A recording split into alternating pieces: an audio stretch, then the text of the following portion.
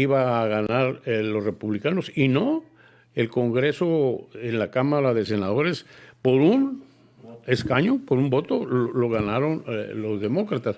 Entonces, hay también sumada una pandemia, sumada una guerra, sumada una geografía cercante. Son dos países diferentes, pero tienen un proceso electoral que combina, que se requiere, información. Entonces, hay muchos pasos muy interesantes en el 23 y en el 24. Concluyo diciendo, en las elecciones y los cambios en el país se dan con votos dentro de las urnas. Las movilizaciones cuentan, pero lo que más cuenta, como dijo Obama, es salir y votar. Go and vote. De nada me sirve que te molestes, de nada me sirve que te manifiestes. Go and vote. Y con ese go and vote ganó Obama su proceso presidencial. Entonces, es muy interesante ver países vecinos, países similares, democracias similares, verlas en otra esfera, y cómo vamos nosotros a avanzar en el mundo globalizado que estamos. Evitar la violencia, evitar la polarización y evitar los conflictos, porque eso puede ser peligroso. Entonces, la democracia está en juego en ambos países, está en juego en el mundo, y creo que va a ser muy interesante. Te felicito, es un tema muy interesante. Hablar de elecciones, pues es un tema privilegiado, es un tema pues para expertos. Yo haré mis aportaciones de la simple observancia de casi 5 años que estuve en esta posición. Doctor Lostonó, más sencillo, más simple o más complicado el sistema en Estados Unidos para la cuestión electoral, para el voto.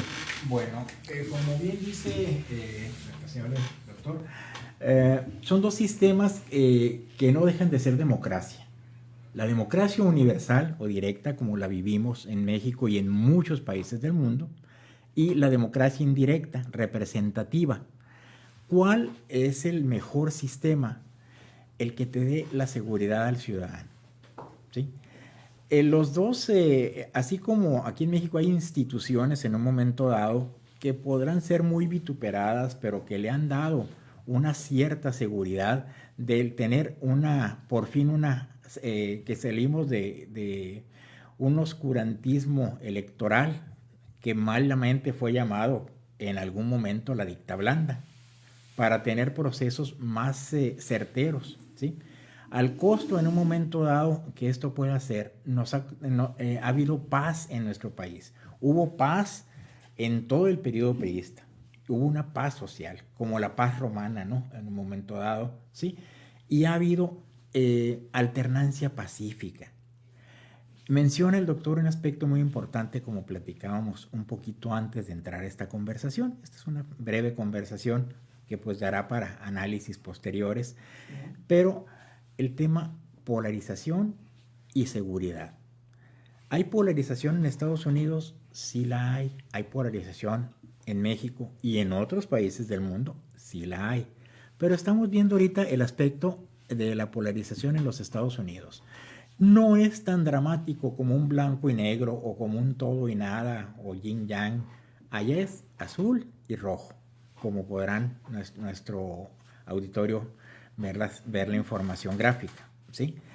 Cada partido tiene sus virtudes, cada partido tiene sus defectos, pero es el partido.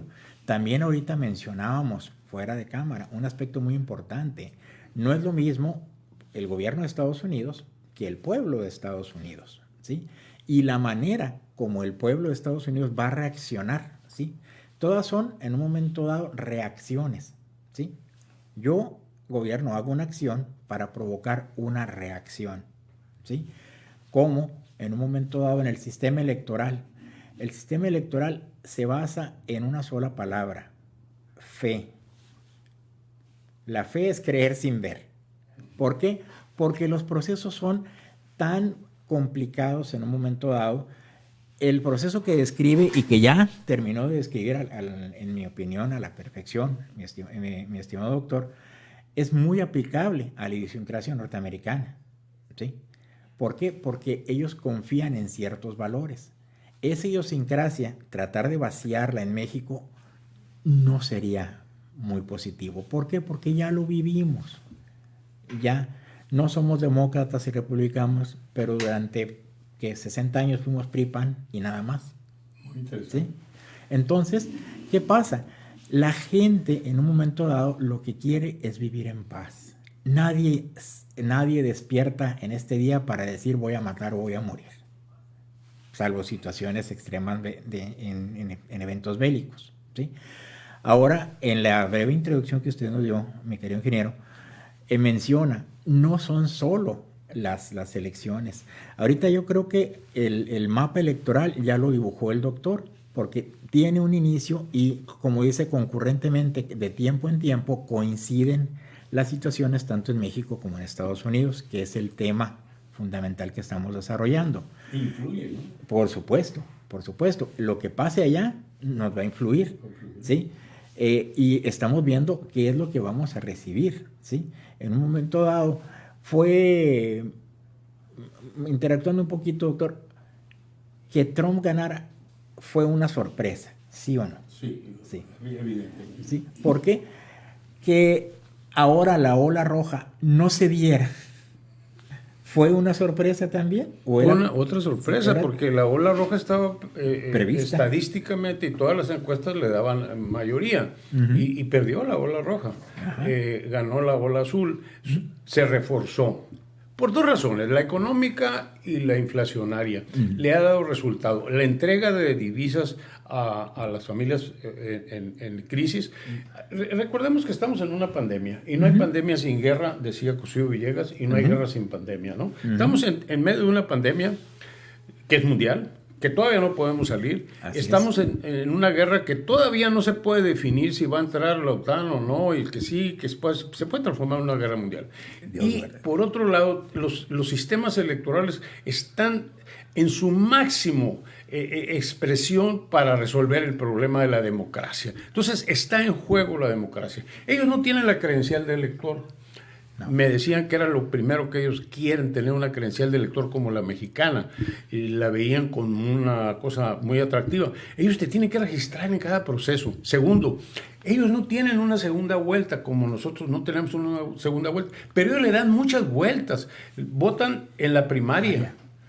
Todos los ciudadanos en las primarias van y se inscriben en las primarias y le dan la primera vuelta. Y luego, si hay algo que el juez crea, pues una segunda vuelta ahí en la primaria. Luego, después de la 1, 2 o 3 vueltas en las primarias, viene la constitucional. Y la constitucional también puede requerir, si están demasiado empatados y la cercanía es muy pequeña, vuelven a hacer el proceso. Otra segunda vuelta. Segundo, ese es supermartes, ese es muy importante, que es en marzo, porque de ahí van a salir los candidatos. Y los candidatos, hay estados switcher que le llaman, que es lo mismo, votan por el gobernador para demócrata y votan para los congresistas republicanos. Entonces, los delegados, el 270, 280, cuando está el número de delegados, pues también son muy cambiantes, ¿no? Y hablan también de fraudes, y hablan también de atacan y se atacan y todo. Claro, está muy difícil hacer un fraude. Claro, está muy difícil en México y en Estados Unidos, y lo mismo en Inglaterra, lo mismo en Brasil, que tuvo por un punto. La diferencia en Brasil es un punto porcentual. Punto porcentual.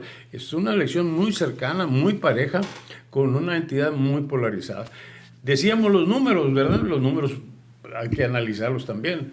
Ellos tienen 100 y pico de electores, nosotros tenemos entre 60, casi 70 millones de electores. Y ellos están en 130 millones de electores. Brasil también con una buena cantidad. Entonces, los millennials van a entrar, o sea, los muchachos que nacieron del 2000 para acá, van a entrar a votar. Ya entraron a votar. Ya entraron a votar esos muchachos.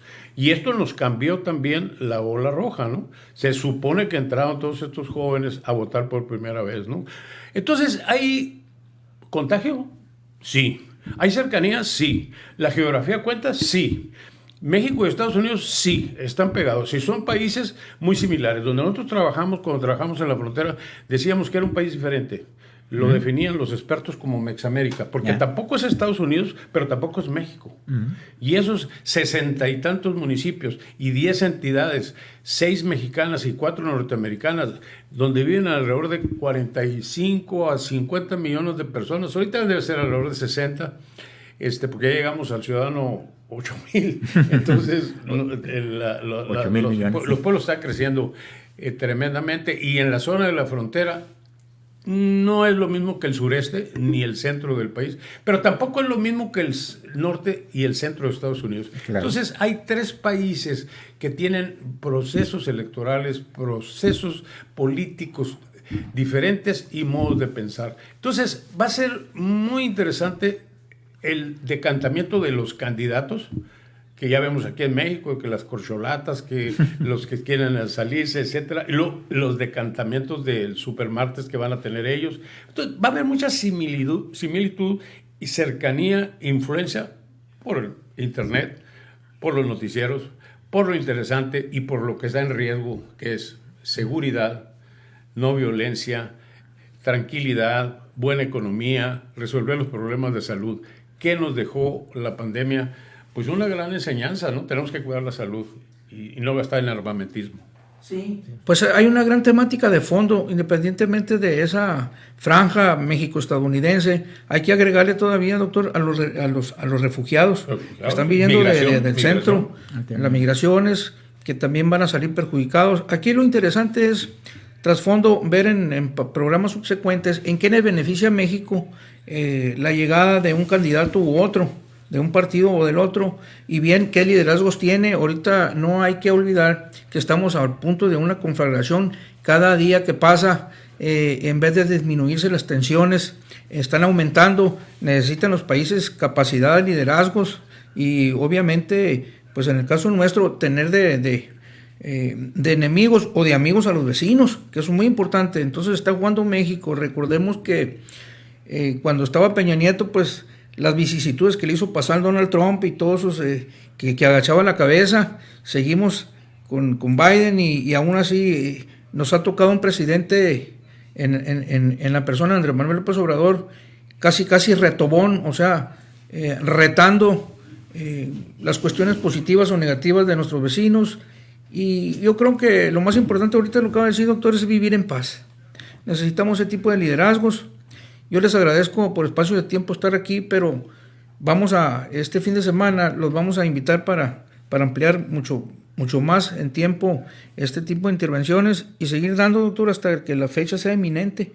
Posteriormente, ese día volver a estar aquí en el programa y en lo que corresponde a las cuestiones posteriores, también seguir analizando paso a paso, sobre todo por la conveniencia de estar tan cerca de un país tan grande como Estados Unidos. Yo te agregaría nada más un comentario breve, muy breve. Esto está empezando apenas. Esto no es el final. Esta elección intermedia es el principio. Y México también está empezando. Y entonces México y Estados Unidos están empezando un proceso electoral que va a terminar uno en junio y uno en noviembre del 24. Pero de aquí a esa fecha va a haber muchos procesos y muchos acontecimientos políticos para ir decantando a los mejores candidatos. Entonces, va a ser una prueba excelente para ver cómo funciona nuestro sistema y cómo debemos de sacar a nuestros candidatos y cómo debemos de pasar a nuestras elecciones con paz, con tranquilidad, como todos queremos, y sobre todo con un México mejor, que tenga las mejores alternativas y lleve a los mejores al mando de los gobiernos. Correcto. Bueno, muchas gracias. Yo también cerraría. Agradezco mucho la invitación y la deferencia de la compañía. Yo mencionaría como un punto, ¿no?, a desarrollar, ¿sí? ¿Qué vamos a ver? ¿Sí? ¿Democracia o gobernabilidad? ¿Sí? Porque sin gobernabilidad no hay democracia. Y la democracia no necesariamente lleva a una gobernabilidad plena. Ya lo hemos vivido. Estábamos hablando ahorita del tema de la polarización. Ahorita, ingeniero, acaba de mencionar un punto sustancial. Estamos entre una amenaza de guerra, ¿sí?, que todo el mundo está diciendo que no, pero los hechos, la triste realidad tiene, como decía, la realidad tiene la fea costumbre de aparecerse. ese va a ser un factor muy importante en el desarrollo, en el papel de que los Estados Unidos forma parte de NATO, ¿no? De la Organización del Tratado del Atlántico del Norte, y tiene el compromiso de intervenir.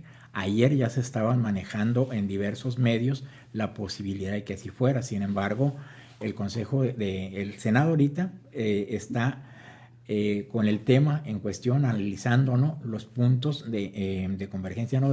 Que dicta la Carta de las Naciones Unidas. Estaban viendo sobre todo en cuanto a NATO los puntos 4 y 5. ¿Qué va a hacer? ¿Análisis o irse francamente, ¿no? a la legítima defensa? Considerar a Polonia como la ofendida, la agraviada, y acudir en su defensa, como dice el doctor.